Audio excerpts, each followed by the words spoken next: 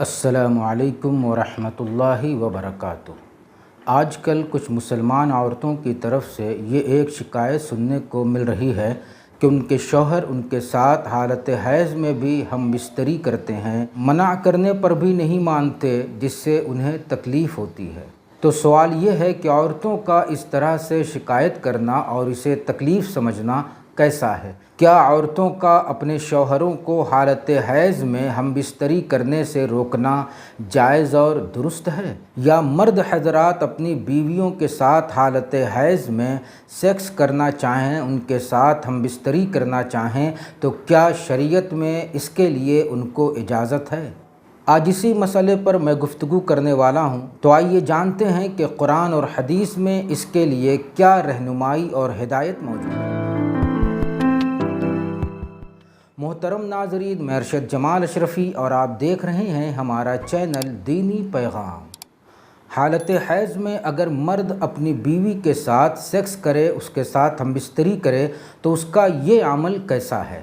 اور بیوی اگر اس سے تکلیف محسوس کرے اور اپنے شوہر کو اس سے روکے تو اس کا روکنا اور تکلیف کا احساس کرنا کیسا ہے؟ تو اس سلسلے میں قرآن کی سورۃ البقرہ کی آیت نمبر 222 میں ایک ہدایت موجود ہے۔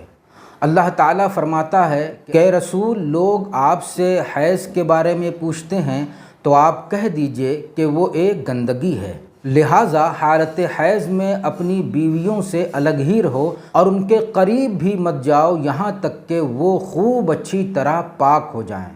تو جب وہ اچھی طرح پاک ہو جائیں تو تم ان کے پاس آؤ جیسا کہ اللہ نے تمہیں حکم دیا ہے۔ تو سورۃ البقرہ کی اس آیت سے اچھی طرح معلوم ہو جاتا ہے کہ حیض کی حالت ایک گندگی کی حالت ہے۔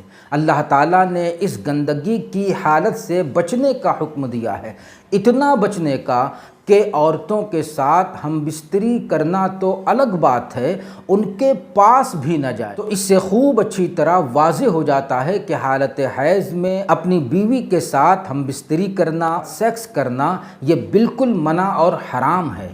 اگر عورتیں اپنے شوہروں کو اس سے روکتی ہیں تو ان کو روکنے کا حق پہنچتا ہے۔ جو شخص حالت حیض میں اپنی بیوی کے ساتھ ہم بستری کرتا ہے، ایسے شخص کے لیے حدیث میں سخت وعید آئی ہے۔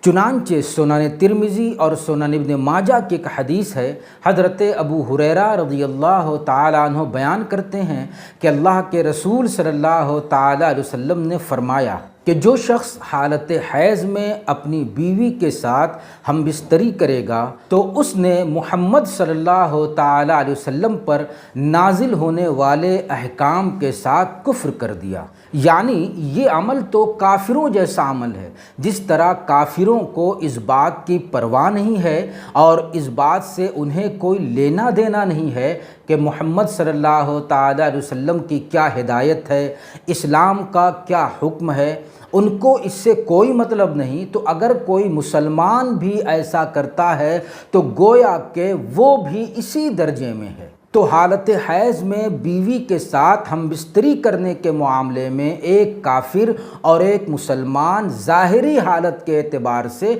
برابر ہو جاتے ہیں۔ لیکن اگر کوئی مسلمان اس کو سیریس نہیں لیتا، حالت حیض میں اپنی بیوی کے ساتھ ہم بستری کرنے کو وہ سنجیدگی سے نہیں لیتا اور اس کو غلط نہیں سمجھتا، اپنے لیے وہ اس کو درست سمجھ رہا ہے، تو اس صورت میں وہ کافر ہی ہو جائے گا۔